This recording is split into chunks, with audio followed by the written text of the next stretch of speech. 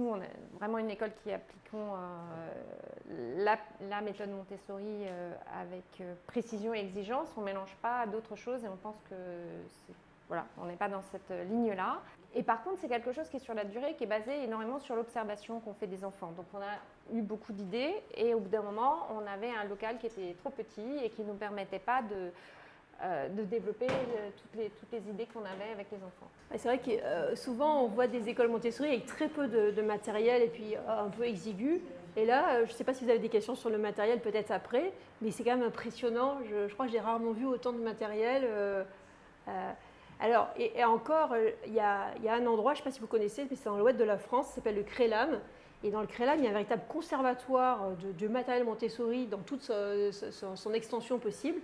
Et en fait, je pense qu'on utilise, même ici, si vous en utilisez beaucoup, mais je pense qu'on utilise peut-être 20% de la totalité, qui est incroyable, notamment en histoire. Il y a toute l'histoire antique et tout est en matériel Montessori. Non, on en a pas mal. Vous en avez ? Si nous avons créé cette école, c'est parce que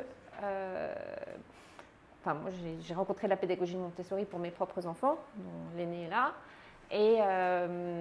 Et en fait, ce que je cherchais, c'est une école qui donne aux enfants la capacité de trouver leurs propres ressources face à un avenir qui est incertain, qu'on ne connaît pas et surtout dont on ne connaît pas les solutions. Donc pour moi, il était très important de basculer d'un système où on enseigne aux enfants qu'il y a une solution quelque part et quelqu'un qui la connaît, à je te fais confiance et je te donne l'autonomie là où tu en as besoin pour construire tes ressources et tes solutions face aux choses qui vont se produire quand elles se produiront.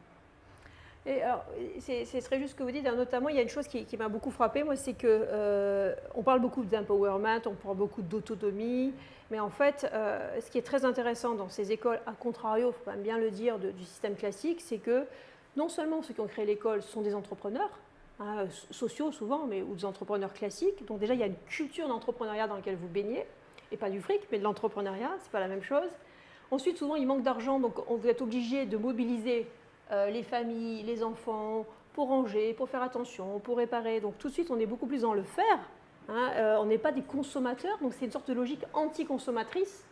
Et ça, c'est important, parce que bizarrement, je voyais des articles là-dessus, beaucoup de parents d'élèves dans l'école publique deviennent des consommateurs de services publics. Et ils exigent. C'est comme s'ils avaient des droits sur l'éducation nationale. Ce n'est pas vrai. Je veux dire, il faut bien voir que c'est une gratuité, on n'a pas des droits, on a surtout des devoirs.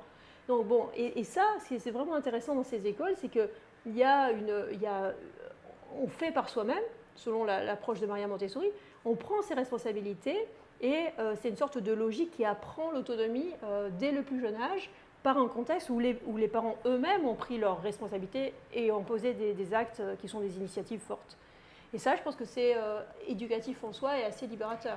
Et en fait, c'est un voyage dans l'inconnu pour tout le monde, y compris pour les parents. Ça, on va dire que nous, on considère qu'on ne recrute pas des enfants, on recrute des familles avec la capacité à faire sur le long terme, parce que ça ne nous intéresse pas d'avoir un enfant pour 1 an. L'école Montessori, ça se fait en cycle de 3 ans. Et pour l'enfant, il est important et pour le travail qu'on va faire ensemble avec l'enfant, il est important que quand il rentre, l'idée c'est qu'il reste sur son cycle de 3 ans, voire, puisque nous on prend les enfants de 3 à 12 ans, en principe c'est pour qu'ils puissent rester jusqu'à 12 ans.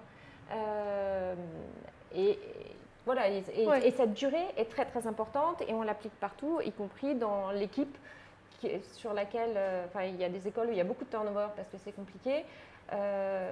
Chez nous, c'est très important que l'équipe elle soit solide, constante et que les enfants puissent compter sur le fait qu'ils aient les mêmes enseignants pendant leur cycle aussi.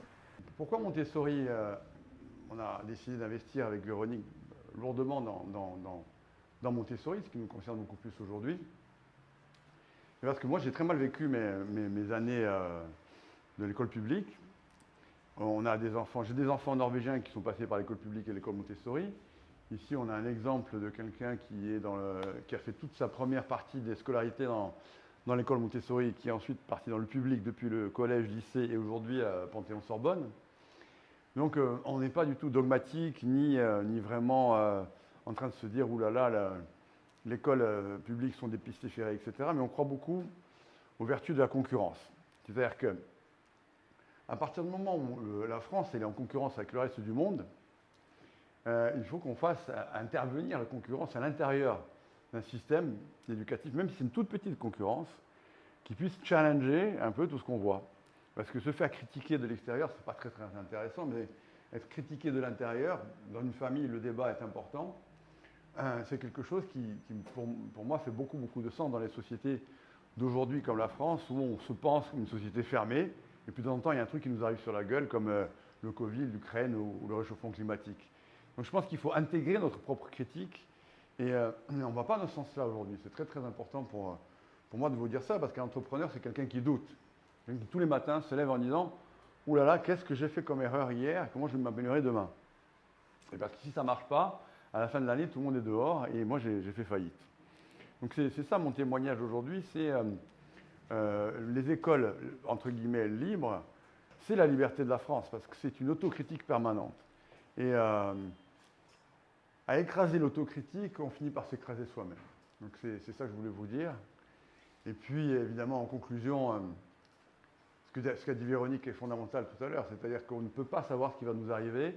On a ouvert la boîte de Pandore, puisqu'on a ouvert depuis la Renaissance la possibilité de l'innovation.